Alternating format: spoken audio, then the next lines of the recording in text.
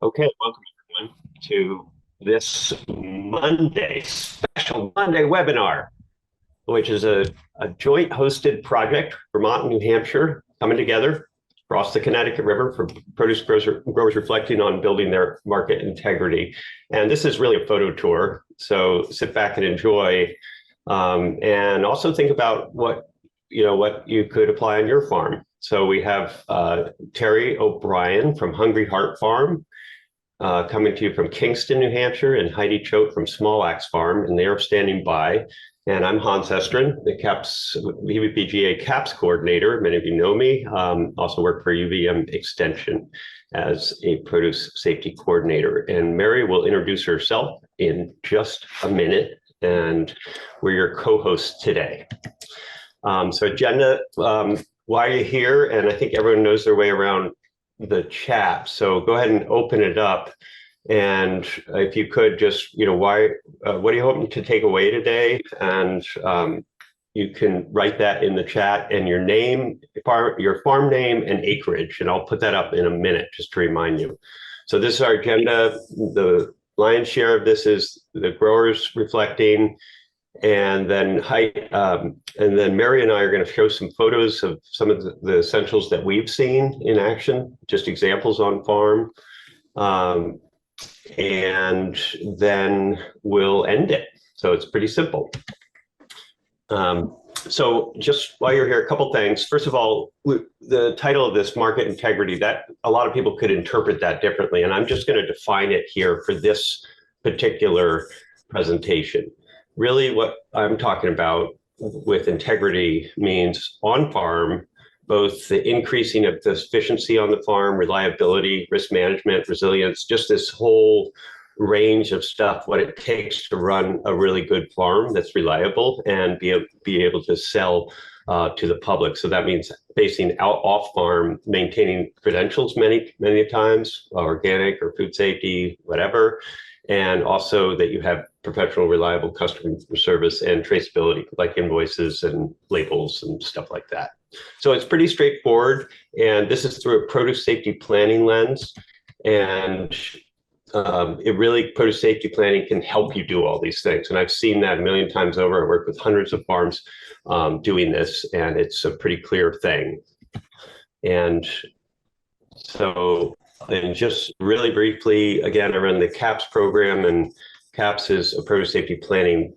If you don't know it, produce safety planning platform where you can start plans, edit them, and get your plans reviewed. You can earn certificates if they meet criteria, or you can just use it self-serve. And it runs through the year. It has been, I think there's pushing 200 farms that have used the program, the whole platform so far, and many of those are getting certificates. So yeah, documenting best practices and help you plan as well. And then I'm also part of the ag engineering and produce safety team.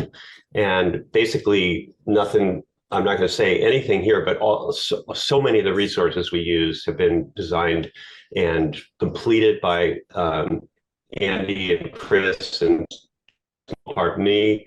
And we do a lot of planning online and meet people on site to make improvements on their farm. And it really goes well, this kind of work, with the produce safety planning. Mm-hmm. Mary, you want to introduce yourself and programs quick? Sure, quickly, just because of this, I want to get into these great pictures that we put together, Hans. So I'm Mary Choate. I work at UNH mostly in farm food safety, mostly small farms. I work with Ann Hamilton, who does some work with on farms with poultry and rabbit education. And then Wendy Janicek is our state specialist. She also works with farms of all sizes on all these things. We're not going to read all these things, but all the things that you expect Extension to help you with. That's what we do over here in New Hampshire. And just a few words about the Jumpstart program that I am on a grant to present for the next year. I've been doing this for 2 years. If you're a new farm, a small, medium-sized farm, what we do is visit your farm, do a walk around, and sort of end up with we definitely end up with the bones of a farm food safety plan, which would really connect nicely with what if someone is doing Vermont CAPS. It could get you started. Or I've worked with farmers who are who are in the Vermont CAPS program too. And it's still, they work very well together is what I'm saying. So that's that. I'll put the link to, if you're interested in more information about that, into the chat. So there's the link. All right. In chat is the link to go find more about Jumpstart and to learn more and click on the New Hampshire residents or Vermont Maine residents. This is for New Hampshire and Maine farms. I should have said that. Sorry. So now for UNH, and actually UVM too, we all want to make sure we're reaching out widely enough. So I'm going to put a link here in a chat that will bring you to a really brief demographics form, just to make sure we're, like I said, we're reaching across the population in New Hampshire.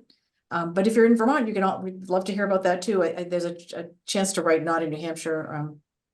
And if you click on the link that I just put in chat, any of these questions you can write, prefer not to answer, which is fine. Okay, so let's get right to it and sort of jump in to looking at these few farms and photos on a lot of different farms. And we're going over to Kingston, the seacoast of New Hampshire. And Terry, take it away. Thank you, everyone. Thanks for having me. So yes, I'm Terry. I own Hungry Heart Farm in Kingston, and I'm going to be talking a bit about specifically CAPS, but really that's synonymous with any food safety plan. It's just CAPS has been with us since kind of the beginning of the farm, so we're going to kind of focus on that, but it's not specific to that accreditation at all. So just some context for the conversation. Like I said, we're in Kingston. We're right on the seacoast.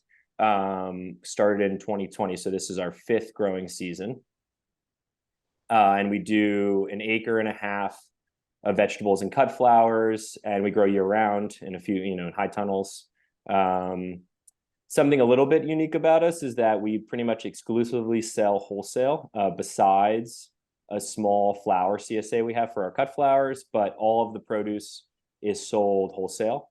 And like I was saying before, we've pretty much had the CAPS certificate since the beginning of the farm. And last year we got our CAPS Plus certification, which is just requires a few extra steps, an on-farm audit, some more traceability measures. And so we can talk a little bit, more specifically about that. Allows us access to a few different customers. So yeah, that's pretty much the long and the short of the farm, big picture as we talk about food safety.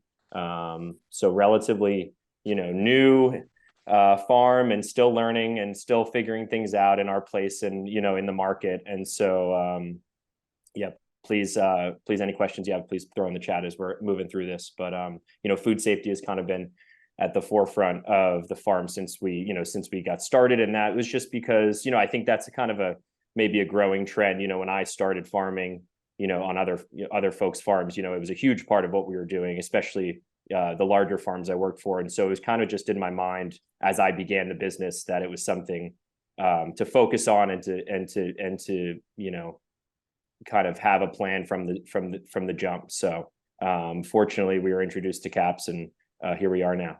So why CAPS?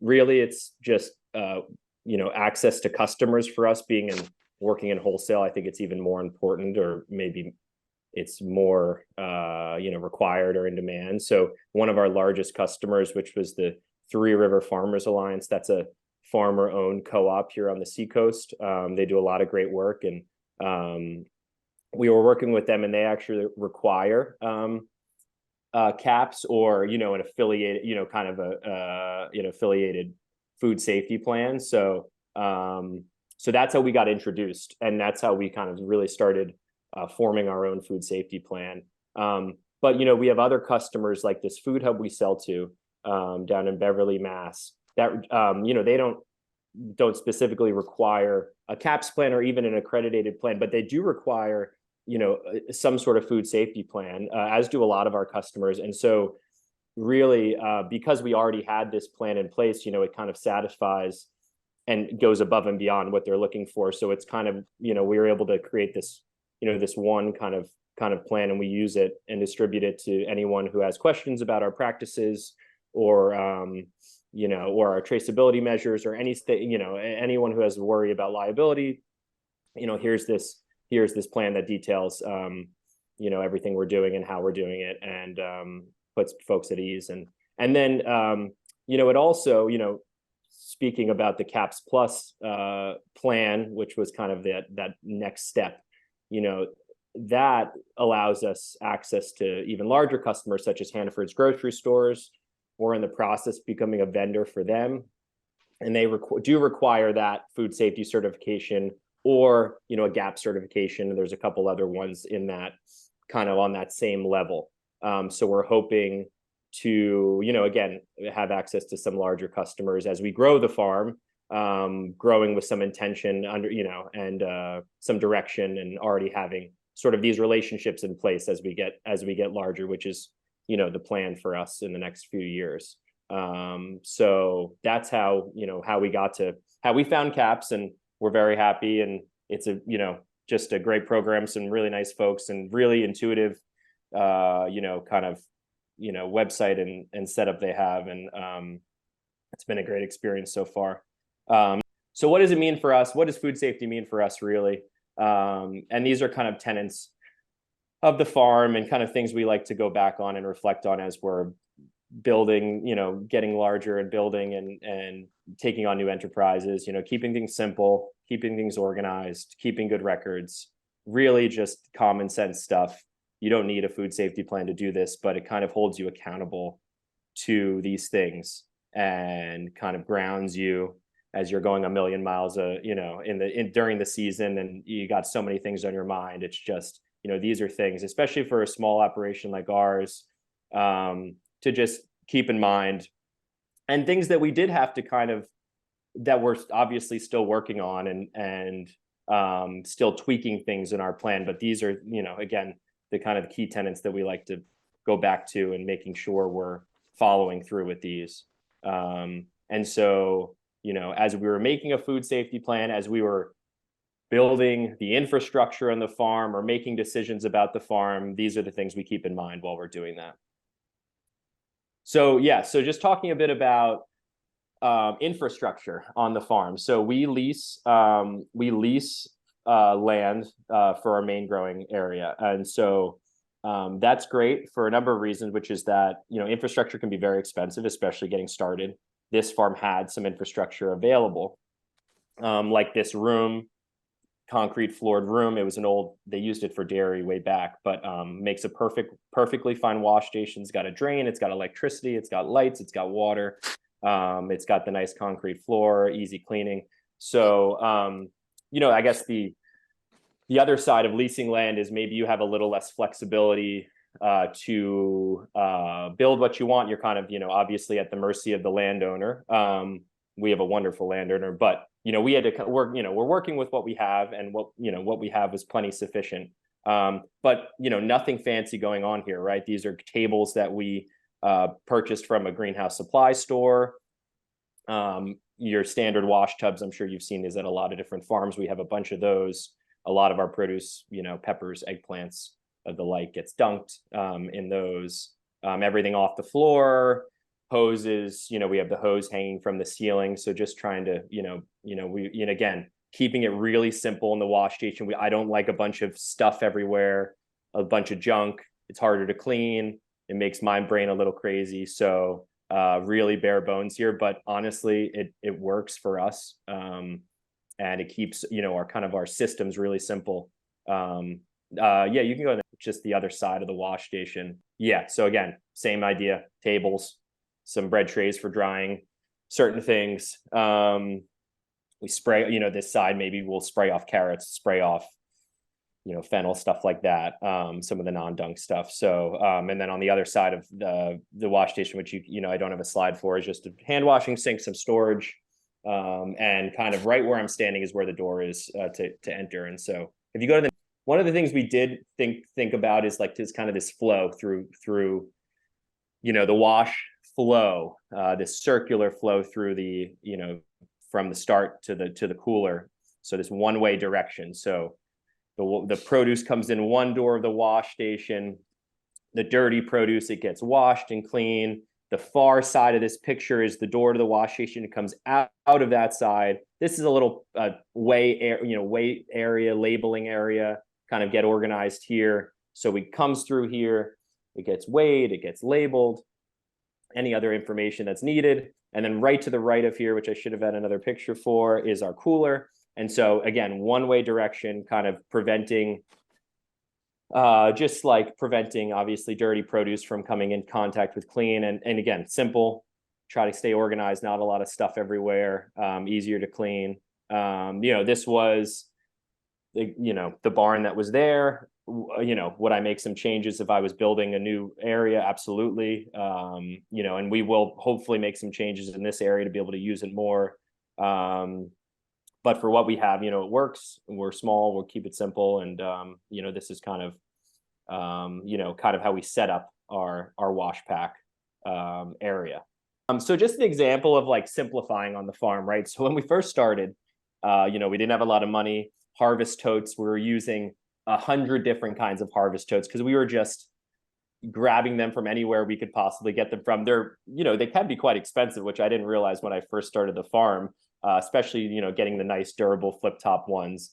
And so it worked, but, it's just different amounts of produce are in different ones. They're different cleaning for each bin. They don't stack, they don't store, it's just kind of chaotic. And so we really simplified it down to, we have pre-harvest totes, which are on the left, bulb crates, 5-gallon buckets. Pretty much everything we do fits in these two bins. I know exactly how much of each produce item can fit in there. That's all standardized.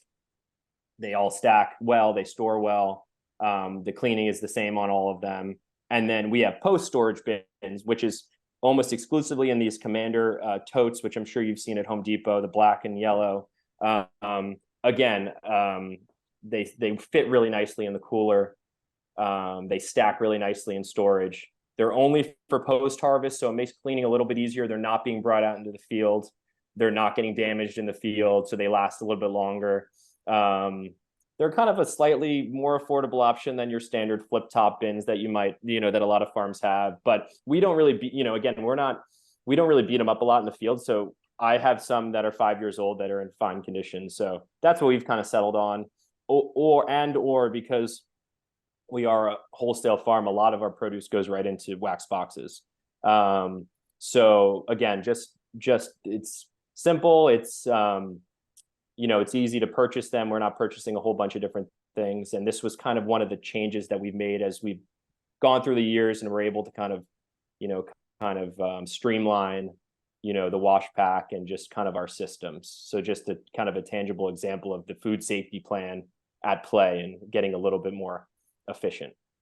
Another thing that we've, again, probably common practice on a lot of farms, you don't necessarily need a food safety plan to have SOPs. They're probably great just to have, but the process of writing a food safety plan, we wrote out all our SOPs. So we have standard practices for each crop, how to harvest it, how to pack it, how to wash it, how to label it. And it's great. I think it's a great tool to have, great for employee training. It's also great, I do, most of the washing and packing. So it's great for me to kind of hold you accountable to the standards that you put in place. Because what good is it to write out these food safety plans if you're not going to follow them? So it kind of is nice. I don't have to read them all the time because I pretty much know what I'm doing, but it's nice to have that in place and keeps you organized, holds you accountable, and hopefully delivers a more consistent product to the customers, a more reliable product. So just another great tool to have. And we have these both for harvesting and packing and washing. We have SOPs for, we have a traceability plan about how we trace that product from the field to the customer, and a mock recall plan. So again, just like writing out on paper all of, just how the farm operates, which maybe sounds obvious, but, some farms don't have that, and they've just been going along, and that works. But I think, as we get larger as a farm and have more employee, all these things, it's nice to have, this document in place to kind of go back to and reference and teach So yeah, so SOPs. Great. Yeah, and those are some carrots. Yeah, so this is just an example of a label, our wholesale label. Again, super simple, our address and our farm name on there. And then this would be a standard label that we'd write out the date of the order, the customer name, obviously the quantity and the type of produce that's in the box. And then one new thing that we've done that we instituted last year was lot codes, lot numbers, which I was like super intimidated by before I had them, but it's a really simple, I mean, we keep it really simple. We don't have a million different crops on our farm. We grow about, I don't know, 20 throughout the entire season. So we instituted lot codes. It's a number that gets, the produce gets labeled at the time of harvest, and that number follows the produce all the way to the customer. So in that bottom left corner, that number 08 is the crop code. So that's the fairy tale eggplant code. And then you just have the date it was harvested, 10/01. That's kind of all the information that we really needed for us. And again, that number follows to the customer. So if there ever is an instance where we need to recall produce from a certain harvest lot, all those are recorded. I can go see where where they ended up, call the customers. They can locate the product by the lot code on the label. And again, just really helps with our traceability, and it just makes sense. It just kind of makes sense. And again, it wasn't this huge burden. I write them on the bin by hand after they come into the field, and again, simple, works for us, keeps us organized, and satisfies some of those traceability issues that you have when you're wholesaling to a bunch of different customers. Reflecting on kind of the theme of market integrity, those are some flowers, have nothing to do with what I'm going to say, but they look pretty, so I put them in there. And so market integrity, what that means for us on the farm, and Hans kind of alluded to this earlier on, but it means like delivering, a reliable, consistent product over the course of the entire year, as much as possible, obviously, because vegetables like to grow their own way. But, to the customers, these larger customers who might not know us, we're this small farm on the seacoast, this new farm. And so having this CAPS plan, or any, kind of detailed accredited food safety plan, I think lends us maybe a little bit more credibility, and maybe a little more reliability for our customers, that we kind of know what we're doing, or at least according to these folks in Vermont, they think we know what we're doing. And again, I think puts them a little bit at ease about, working with us, buying from us, and over the course of the season, over the course of multiple seasons, are we delivering that same product, that same quality? It's really important to us. It's really important in the wholesale world, and having these systems in place holds us accountable, keeps, keeps us, to the same standard, in the same system. So when I think about market integrity, it's something that you build over the course of many seasons, not just from writing a food safety plan. But if you can follow through with, what the goals of your farm are, and, then, hopefully you build that, build that reputation over the years, and it helps attract, as I was talking about before, it's helped attract other new customers for us.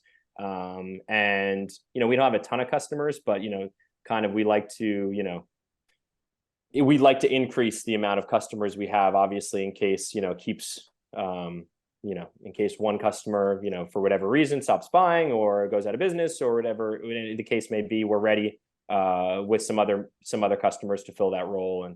And again, the food safety plan, CAPS in particular, for us, doesn't have to be CAPS, but it's allowed us to kind of build that system, have that in place.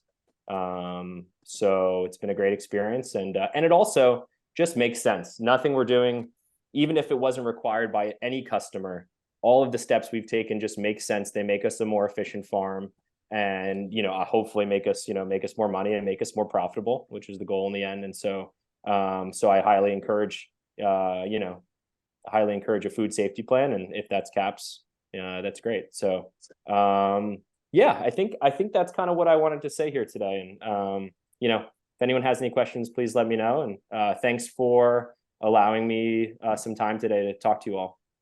Mary, thank you so much. That was like super, super clear. and beautiful farm you've got.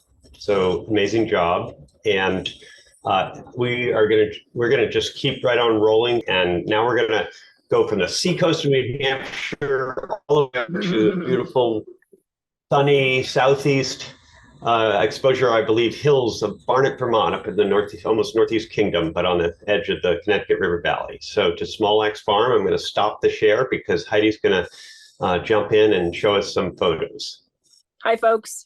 I'm Heidi from Small Axe Farm, like Hans mentioned, and my husband, Evan, and I started our farm in 2009. We started to sell, and we have a 1 acre no-till market farm, and we're off the grid in Barnet.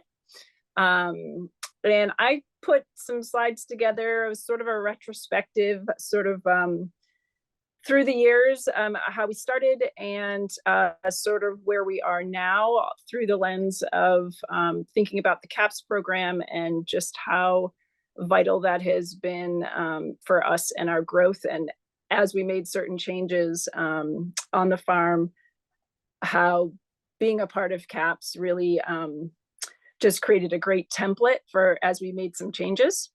So I wanted to show you where we sort of began with. This is was our summer kitchen and became sort of our office and our wash pack facility. Less wash, more pack. So this is where we would pack all of our CSA shares, our wholesale. We do both. We do probably 85% wholesale, and then we have a small CSA program, and we work with probably like 12 restaurants as well. But this is where we would make it all happen, and that's what it looked like on the inside. I think those are all just our CSA boxes, and so you could imagine this was pretty impractical. But again, like Terry was mentioning, just when you start off, you just you work with what you've got. So this is what we were doing. So we had a root cellar at the time, and we had an outdoor space for this is our spray table. Obviously this is winter time, but now we have an indoor space, which is great. But that's kind of where we did all of our spraying, and this is a better picture of it in the summertime. So lots of colorful bins in the back. We ended up purchasing our bins with colors in mind. We ended up color coding everything and doing really bright colors for our harvest totes, and just simple black and black totes for our post-harvest totes, just to keep things organized. When we first started, it was a little rough.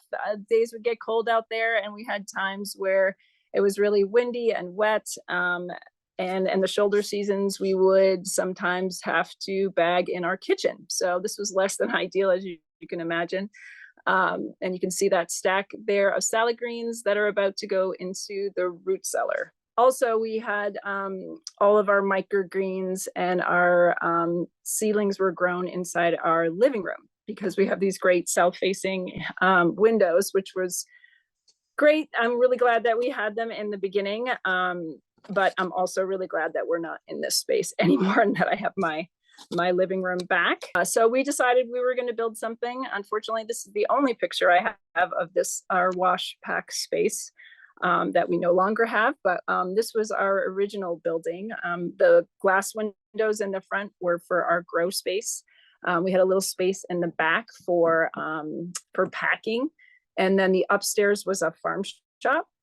So as you can imagine, we really wanted to get away from being outside, and we wanted to be inside more. We were growing as a farm, and we just had a lot more demand for our stuff in the shoulder seasons. And we found that because we, like Hans had mentioned, we're on a slope, we're on a south-facing slope, that we found like we could do the shoulder seasons really well, but we didn't have a great space to for our employees and for us to work in. So we built this building, and of course immediately decided it was too small, because I think that happens. And so we decided to build at what was going to be an overhang here. So we created a form and we poured a slab, and this was going to become our wash space specifically. And then we were going to bring things inside to pack out where it was dry. And unfortunately, in 2018, we had a pretty horrific fire and we lost that building. And I wanted to show this picture because we decided, we literally turned around 2 months later in the middle of the winter and just thought we needed to put our energy into a project like this after that kind of a trauma. And so we started immediately building a new wash pack space. So the portion, you can see it's sort of divided in two sections. You can see the sort of the framing for the wall in between the two sections. So that back section there is our wash space. It's on that slab that I showed you before, and it is unheated, which keeps that wash space nice and cool. I'll show you pictures of that later. And then that front space is our grow space and our seating room. And then to the right, kind of towards that greenhouse, we put another little extension on there, and you can see it there. And that bumps right up against our propagation house, and that is our pack room. And then we have a walk-in cooler in the back. So this is what we ended up with. This is kind of an old picture, but you can see we have the windows there. You can actually see microgreens in that picture. And recently we had solar installed, and actually as of now, I don't have a picture of it, but we do have an overhang off the side, because again, even with this new space, which ended up a lot bigger because we decided to close the whole thing in, you know, you grow as a farm, and we found that we could, you know, use even more space. So we have an overhang now here off to the right hand side, and we have our root washer out there, and it's just some extra overflow wash space, which is great. This was sort of this is inside the building before it was finished. I think this might have been a twilight meeting, but we had talked a lot about with Hans and Andy Chamberlain about the flow of the space. This is kind of the time that we had some room to make some decisions. And so where Evan's standing there is now our pack space. And behind him, there's a little indent there, and our ever too small cooler, walk-in cooler is there. And then sort of behind the man in the green shirt is that ended up being that front space, which is our grow room and our seating space. And then that back room ended up becoming our wash space. So there's a nice flow through the whole building. And that was something that we really considered. Like Terry was saying, it's, you know, the flow makes everything just a lot more efficient. It makes employees happier.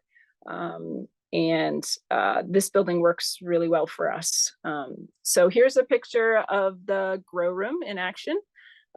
We just have natural light coming from the front windows to grow microgreens, which we grow all winter long. And then we have a seating table in the back, and then upstairs is a shop.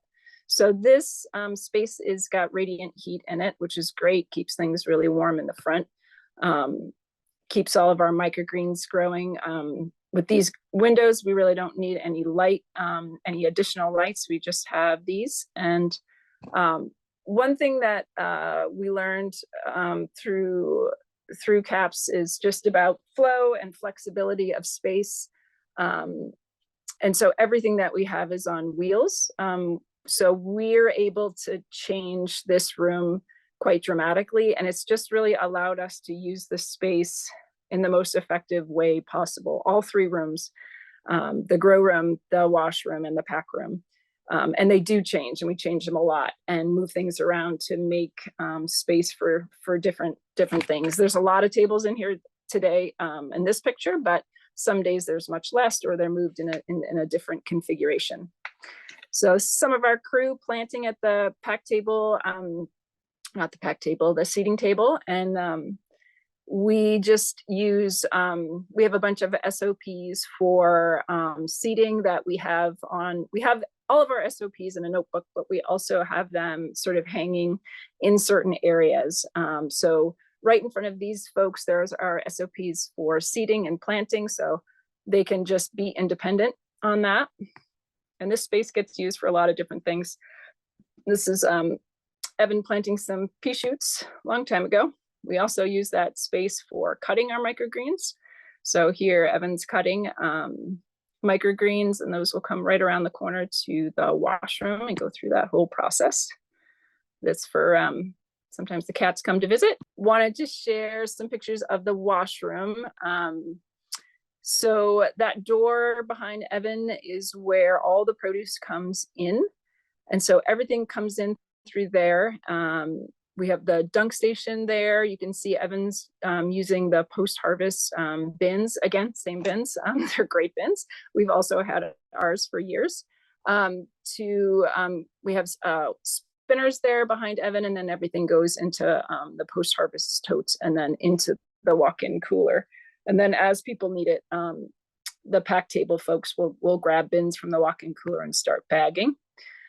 So yes, we have everything on wheels. We got a produce safety grant, forgetting what year, but right when we got this building up, we got a produce safety grant that really, really just made everything fall into place for us, because it's certainly not the way we would have started having stainless steel tables, or we couldn't have afforded it at the time to start, which was about 10 years ago, with stainless steel tables and everything on wheels and color-coded bins, washable walls in there. But man, it really made a huge difference for us in our produce safety dreams of wanting to really make sure we were doing everything right and everything well. We don't use or need the CAPS certification, but we do it every single year. None of our wholesalers are requiring that of us, but we do it anyway. And I just really enjoy going through the process. It's a great reminder for me. It helps me when it's time to do my employee training. It helps me update my SOPs. Even this year when I went through, I realized, oh yeah, that's changed a little bit. Oh yeah, that's gotten a little better. So we just do it for us. We just want to make sure we're doing things well. So everybody understands, because of our SOPs, how things flow through the farm building and the wash pack space. Like I said, it's just been really nice to have the SOPs around, because people know where all the spray table crops go, and they know where all the dunk crops go, and where all the salad greens go, and when to grab, which ones are our harvest totes and which one are our post-harvest totes, and all of those things are really important. And to have them streamlined when someone new is coming on board in your training, and to have a booklet that they can look at, it makes people feel like they're in a place that's really well organized, and they can feel really good about where they're working. It just gives them confidence. Like, we've had new people come in and just say, wow, this place is wired, you have it just down. And I think it does help us create like a really good feeling with our team. Never mind that they get to work in this great building, which we all have really enjoyed having, and it's just a great space. I just wanted to show you this spray table picture just because it shows our trench drain, which is another great piece of advice we got. Just really helps us in cleaning. We sloped our slab floor so we can just push all of the detritus down into the trench drain at the end of the day, and that's really great. Far as versatility, the spray table can become a pack table if our pack table is full, which in the heart of the summer, when we have 300 to 400 pounds of greens in 4 spots at the pack table, sometimes we have other food coming through that needs to be packaged, and we'll use the spray table for that. Here's a picture of us turning the room into our CSA pack out space. Those little carts get full of CSA bags and they get rolled right into the walk-in coolers. That's been really handy. Super versatile space. We can push everything out of the way at the end of the day and just get those floors clean. This is our what feels like an itty bitty walk-in cooler. course, I think everybody builds walk-in coolers and wants them to be bigger, but especially after once they're in it. So that's a pretty good day right there. That's a pretty full one. The walk-in cooler obviously was a critical part of produce safety for us that we struggled with being off the grid, as you could imagine. We have slowly accumulated more solar panels and battery power to help us run this walk-in cooler, since the root cellar is not only inconvenient and a little too far to walk, and really, really inefficient, and definitely not part of the flow of the farm, but also just hard to maintain in cool temperatures in the heat of August, when you really have the most food. So we really struggled with that for a while. So now we have this great walk-in cooler, and we have a CoolBot system, and part of our SOPs, this looks a little bit of a mess, but it's actually relatively organized. It's just very, very full. So part of our SOPs talk about which part of the cooler different, chef's boxes will go, or our CSA will go, or so you can just walk right in and grab a stack and you'll know that it's all from a certain place. This is an image of our pack table. So there's a lot going on in this picture. So you can see we've got spaces for 4. This picture was taken during COVID. That's why we're all wearing masks. So we have 4 spots, and we do all of our labeling here. So we've got basically all the supplies that people need sort of right there. We've got mats underneath our feet because we stand here for quite a bit of time. This is, you can sort of see our label there. Everything goes into wax boxes as well, and then we put a label on it. We're pretty good about tracking and traceability. We haven't done the lot numbers. Terry, I'm also intimidated by lot numbers. I'm actually just not sure how to approach it. We have a different way to do it, but we do have our label with the date and the place that it's going, and what's in every box in amount. And then we do have harvest records that match that. So that's kind of where we are right now. So that's our pack table. Another view of our pack table with double doors in the background that go outside. So this is where we will pull up a vehicle for delivery. And again, just talking about that flow, we come around the corner. From the pack table, the walk-in cooler is right behind this. You can see that brown door there is the walk-in cooler, and we can just wheel stuff right out from there, right to those double doors for delivery, which is really great. We've got space for our harvest boards, so that tells people what they're going to harvest. We've got a date on there. This has been great just to have systems in place, just catching systems. We have a bunching board as well. And if I can't find something when it's time for delivery, I can go back to this board and utilize that. We have our lovely hand sink. This is kind of an old picture. It's a little updated at this point, but above that, we've just got a sign about health and hygiene and how to wash your hands and when to wash your hands and why to wash your hands. So that's really helpful and very important. In the earlier picture, you may have seen that we were bumped right up against our propagation house. I can't tell you how convenient that is. Again, just as a part of flow, it actually allows us to have extra space since our grow room's not that big.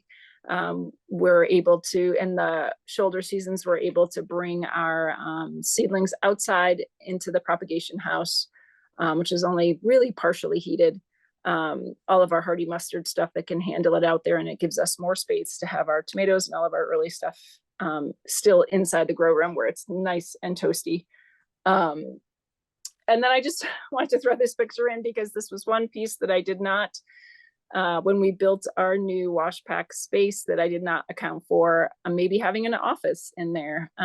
So I just throw my computer or my iPad down wherever I can and throw a stool down and wherever people aren't packing stuff, and I put orders in wherever I can. So and then in the beginning, I just wanted to share this picture because in the beginning I shared the picture of, this was my office, the summer kitchen where I used to pack everything out. And when we moved into the other building, we started utilizing this for employees have their lunch there, and it's really lovely. And then we do harvest dinners there as well, which has been really great.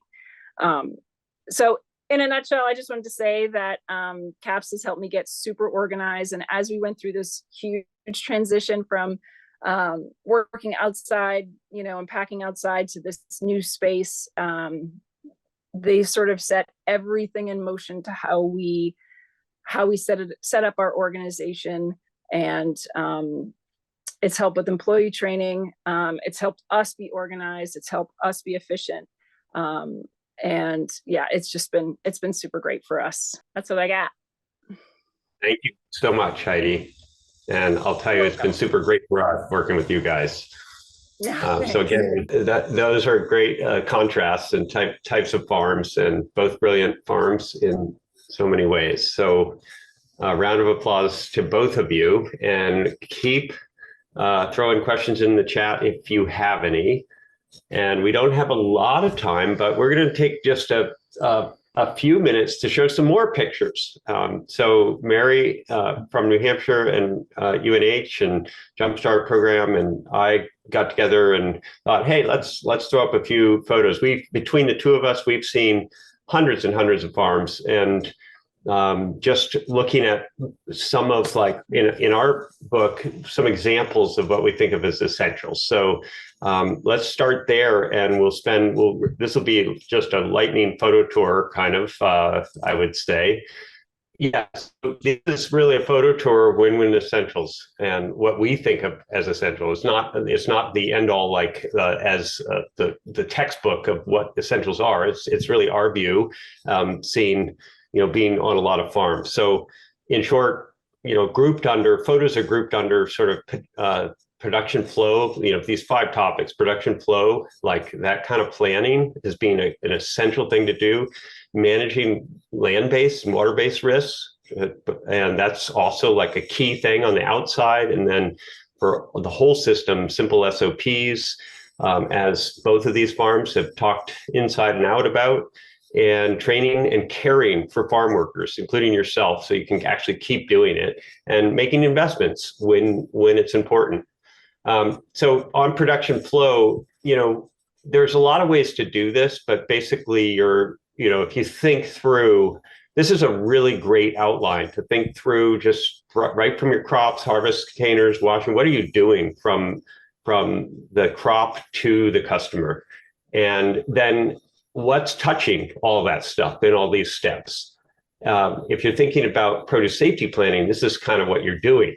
Now, the cool part about it is that you want to think about, well, how are you going to do this stuff to mitigate risk? Well, a lot of that is also about being efficient, and you're dealing with risks potentially, like destruction of your crop, runoff irrigation. But all of this stuff will help you be a better farm in general, in terms of productivity and efficiency. So using this production flow to guide and prioritize planning. And I know farms are always thinking about production flow. Well, use it to your advantage. And you can do that in a lot of different ways. So like from bird's eye view, thinking about vehicle stuff, and product flow in general, and then zero in from there. You can use outlines, and you can take any of these things. Okay, where do you have issues? Where are the essential SOPs? Where are there bottlenecks? Where are there inefficiencies in this flow? Risks, quality control points, priority improvements. So you're actually just really kind of outlining your farm and then looking at these different places from different perspectives. And that's what produce safety planning is generally about. And it does require this production flow planning, I think, to be successful. So really prioritizing plans to mitigate or address risks of some kind. Okay, let's go. And then you can, on this production flow, you can do all sorts of things. So, in this case, here's flow of bins at Rufai Farm, mid-state, mid-Connecticut River. And, this is separation of harvest bins and pack out bins, and they don't ever really intersect. And I think that Hungry Heart mentioned that, and a lot of farms do this, but this started with a plan like this.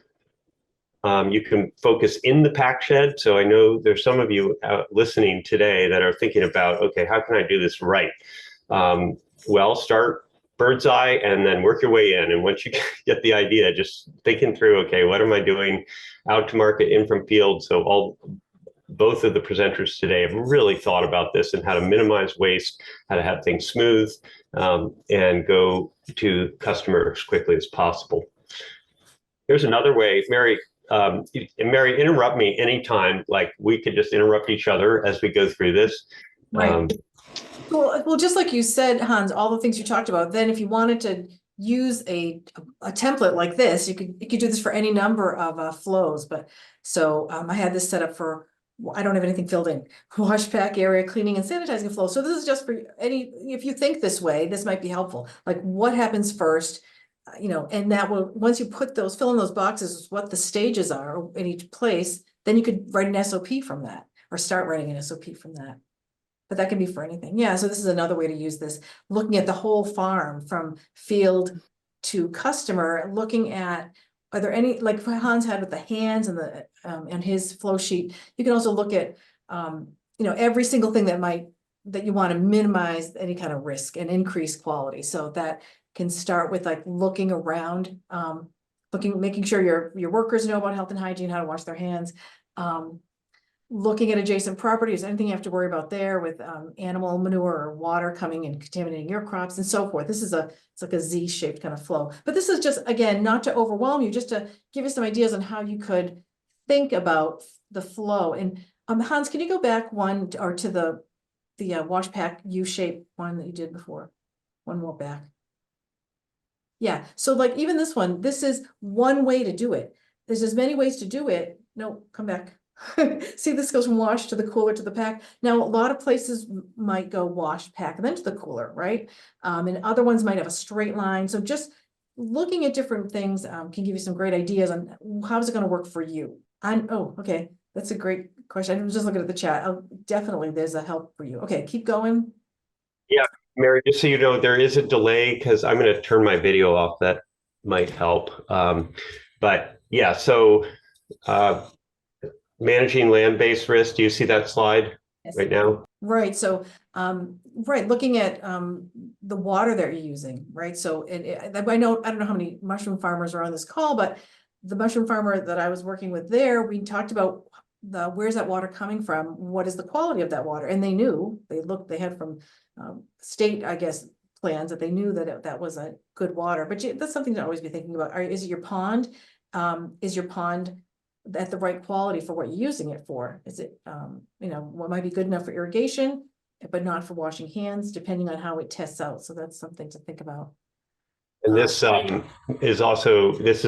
a picture from Hurricane Flats after the flooding this summer on the right. And yeah, flood prone fields. A lot of the best soils are flood prone. That's why they're the best soils, and especially now. And what are the protocols? What should you plant there? How should you prepare for it?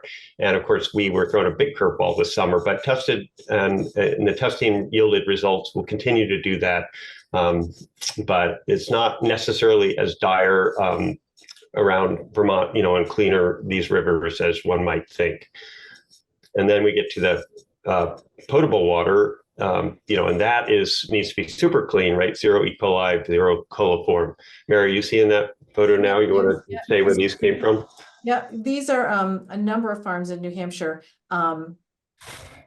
This one is from Stout Oak Farm. That's their wellhead. I just think wellheads need to be cared for. Not just me. I'm not thinking that. In general, you want to make sure they're free from contamination. So this one's tidy, clean. There's not a lot of stuff growing around it. All three of these, actually. And then down in the bottom there, that is that you think, you might think, oh, that's messy, unlike the other ones that are really tidy. But this is a sealed wellhead, right? Nothing's getting in there. So even though there's leaves on the top, it's in a wooded area. That's another great way. So you want to just make sure the wellhead is not at risk of getting contaminated or broken. You want to check on it, make sure it's functioning properly and is not contaminated, right? To protect that potable water. Okay, so we're moving pretty quick here, but on the outside, thinking obviously growers are very attuned to damage from wildlife, and that's something that you don't need to think about from a produce safety lens, but you will because you're already thinking about it. But it is important produce safety, as well as like runoff and just having that lens. Manure piles, are they near places where they could run off into crops? And just, you're really the expert here in thinking through some of these risks and looking at your farm and looking at efficiencies at the same time. And okay, so SOPs were a big topic, and let's look at just a few examples of things we've seen. Clearly, the SOPs can be the standard operating procedures. I always think, sane operation procedures as well, because they really help keep things sane. But really efficient, reliable routines for containers, for wash pack, cooling, storage, staging, customers, how you do things, go back to that production flow, and all of these critical steps.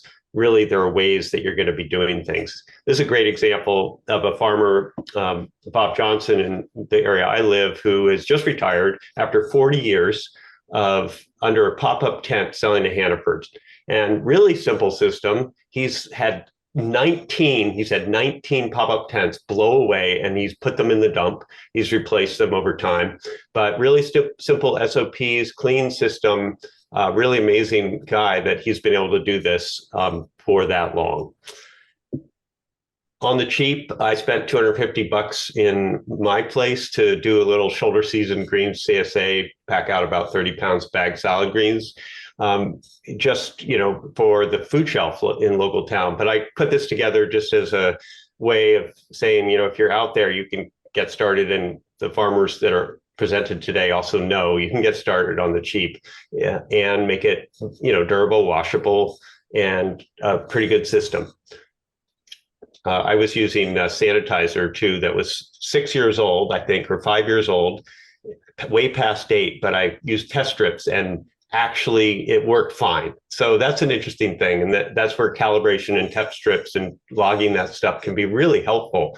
But weigh stations there, you see it all. SOPs can be really simple. This is at Foatbrook Farm, where they just write right on the triple bay sink. And, there's more to it than that, but that helps sort of line anyone who comes in, no questions asked. A lot more SOPs on a lot of different things, but let's just jump to a few photos of like caring for workers, including self. So this is a topic that goes to my heart. I really noticed sort of crew mojo when I come on farms and how crews are doing with each other and just the feel of the place. And Denison Farm is a great example in this picture of just a lot of care with their crews. And these are two pictures 2 years in a row, and they're playful with this stuff, but they really do it. This is their employee training that was done in May, and they're social distanced on the right. So putting that out there, this is important. We're going to take the time out to do it. And, it's knowing really your style, I think, that, and being authentic with it to make this go over well. Like how do you get buy-in? I can't answer that question, but if you care and you're authentic, you'll answer it for yourself. Taking care of your workers, putting money where your mouth is. This is from Mighty Food Farm on the left. They built a new building, and probably 15-20% of that was for the employees to have a nice space for meeting. It's an office space and break room, and it's turned into a really awesome place. And of course, Mighty Food has one of the most intact crews of long-term workers. Route 5 Farm takes care of their workers on the right, just really investing in good gloves and things that keep people relatively comfortable. Hand washing. Yeah, so I think we're both approach things the same way, Hans, which is like you don't have to spend zillions of dollars to get a good flow, a good wash pack going, a good farm going. And so these are just some different photographs I took of what folks have done on their farms. This first one is in Littleton at Our Lady of, I'm forgetting the name, Sacred Heart Garden. They call it a garden. It's definitely a farm. And so they put together, they didn't have a way to wash their hands easily. And And once we talked about it, this is what they put together, which is perfect. It's a wash pack station. You get the trash can, you get the gray water catch, and ready to go. And that water is actually potable. It just looks brackish, but it's not. The next one is a real hand washing sink. That's in Spring Ledge Farm. Yeah, so, oh, and then another one is a bill. This is Sorry. that's right there. Yeah, that last one is a home. The farmer built all those themselves. They go on the back of a truck bed, right? So they can, you can see that the bottom, the water's down on the bottom there, but that's on the back of a truck. So that is another clever way. I just think, yeah, I just love the farmers I work with in Jumpstart mostly right now are like so clever. I just tell them these things, some things that could improve food safety, improve efficiency, improve quality, and then I go back and see what they do. And it's amazing, all the wonderful things they do. So again, personal hygiene, make it easy. Here's another one, other farmers who are just so creative. So these are another way to do SOPs. Now I know they have long written SOPs, but they take them, some folks have taken them and put them into quick posters to get the message across. So if not everyone has an artist on staff, it's a farm worker who's also a really great artist. So this is what they do for, what do you do first thing when you're coming in? What do you do at the end of the day for cleaning and emptying trash and cleaning tools and so forth? So there's a number of ways to do this. It's cool. It's an SOP, but it really does kind of, there's something else that comes through it when there's that personal touch. And this is another example of Mary jump right in here. Yeah, yep. So there's a number of ways to do SOPs. Again, drawings with pictures and something that someone can look at and get reminded, okay, this is how we do it. So that's enough. I just thought this was cool. So I took a picture of it because I think it's helpful. It's helpful to think about what, to help the person who's doing it to remember all the different steps. You can see they talk about what the sanitizer is, what the ratio is, and so forth. So that's what I haven't been to this farm, but I thought like, okay, quality control. Like there's something about the handwriting that this person, I don't know who they are, but really cares that the system is done in this way, and they're pretty precise, and that's great. Oh yeah, this is actually that same farm on the left. They've got, everyone is different. Some people are really happy and find tech a better way to track things, but they have lots of checklists. They have a lot of SOPs that are turned into then checklists, because you don't have to read the whole thing. Once you've been trained on it, you can go back to it to get a refresher. But so they take their SOPs and turn them into, how are we going to document that this was done? The temperatures were taken, sanitizer was mixed right, and so forth. So that's their system. And this other system, different farm, they for checking the sanitizer, they have a test strip and they test it and they stick it on the board to show that it was done. So I would stick it on their calendar. Quick and dirty does the trick. And so that's I just think, like I said, people are so creative. You got to figure out what's going to work for your situation. Yeah, in my experience too, this really record keeping is not something I do readily, but when I have done it, it's very much helped build routines, and I've seen that. So it's not just record keeping to help reinforce routines, help reinforce sense of purpose, for employees, and know they're doing what they're doing for a reason. Okay, just a couple more minutes, investments. So this is the last topic that we had down, and I think investing where it counts. So this is a cost benefit thing, and there's no easy answer here. Each farm has to figure out where that tipping point is. Just a couple things here. Does this thing save you time? And if it does, think about how much time. It's generally way more than you think. So if you could estimate the amount of time times the number of times you do it per year times whatever a good hourly rate is, or whatever, $25 an hour, it's a lot of money. Many of these things pay for themselves very quickly. They can also save your body over time. So things on wheels, putting down a slab, you wouldn't know it, but could save your body because you can put things on wheels and you're not carrying stuff all over the place.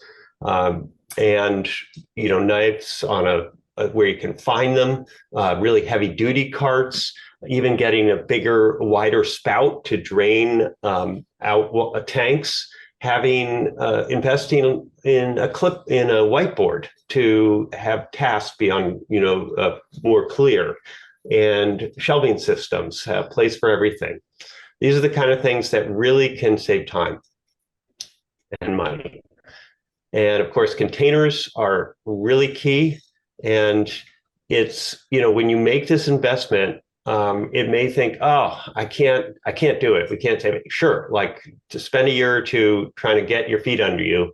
But the sooner you can invest in dedicated, cleanable containers that are durable, you're going to save, they will pay for themselves in not too much time.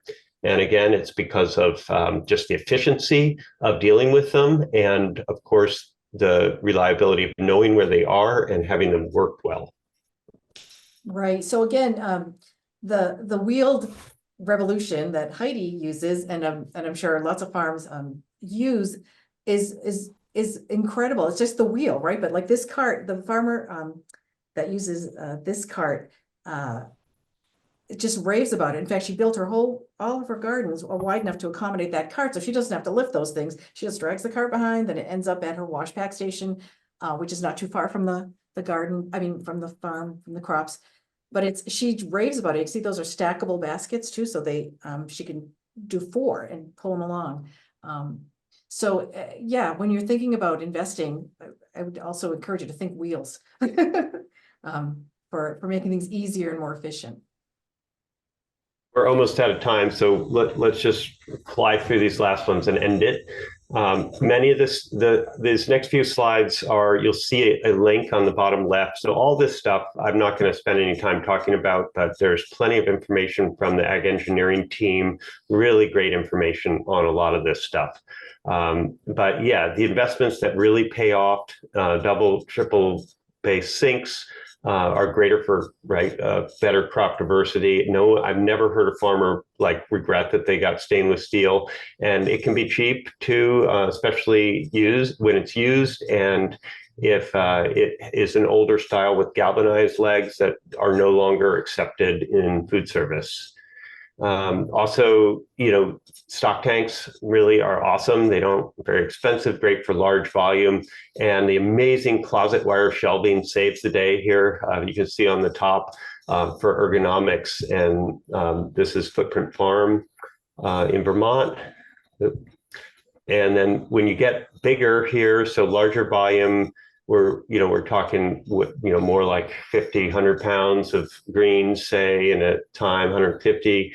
These bigger tanks, bubblers, are definitely pay for themselves in time. Spinners are really important if you do salad greens, obviously, and there is a cost benefit trade-off, and a lot of people need to decide in terms of rate.